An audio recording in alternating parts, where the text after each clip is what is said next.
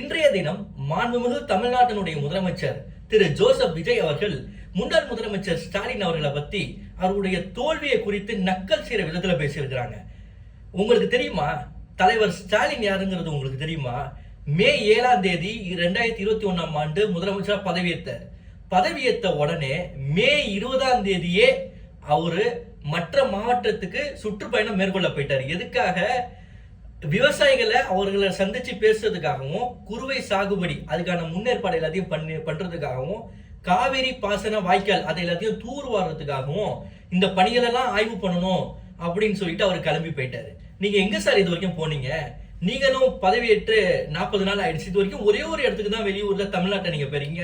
அது ஒண்ணு திருச்சிக்கு மட்டும்தான். அதுவும் இன்றைய எதிர்கட்சி தலைவர் உதயநிதி ஸ்டாலின் அவர்கள் நீங்க தொகுதி மக்களுக்கே நன்றி சொல்லலன்னு சொன்ன அந்த குற்றச்சாட்டை அதை நீங்க கருத்துல கொண்டு நீங்க திருச்சி கிழக்குல போயிட்டு அந்த மக்களை சந்திச்சு நன்றி கூறினது மட்டும் இல்ல, பொதுக்கூட்டம் மாதிரி பேசுனீங்க. அதுக்கப்புறம் வந்துட்டீங்க. இது வரைக்குமே நீங்க தலைமை செயலகத்துக்கு காலைல 9:30 இருந்து 10:30 மணிக்கு போயிட்டு இந்த பிரைவேட் ஸ்கூல் டீச்சர் ஒர்க் பண்ணுவாங்கல்ல, அந்த மாதிரி தான் நீங்க ஒர்க் பண்ணிட்டு இருக்கீங்க. காலையில போயிடுறீங்க, ஈவினிங் வந்துடுறீங்க.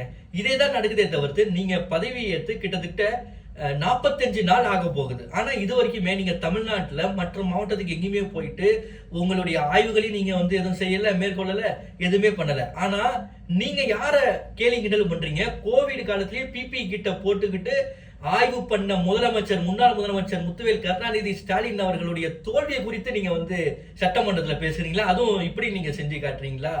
விரைவிலே உங்களுக்கு மக்கள் இதைதான் பண்ண போறாங்க.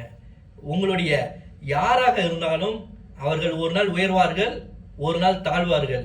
எல்லாருக்கும் ஏற்றமும் உண்டு, இறக்கமும் உண்டு. அப்படிங்கிறத நீங்க கருத்துல நல்லா வச்சுக்கோங்க.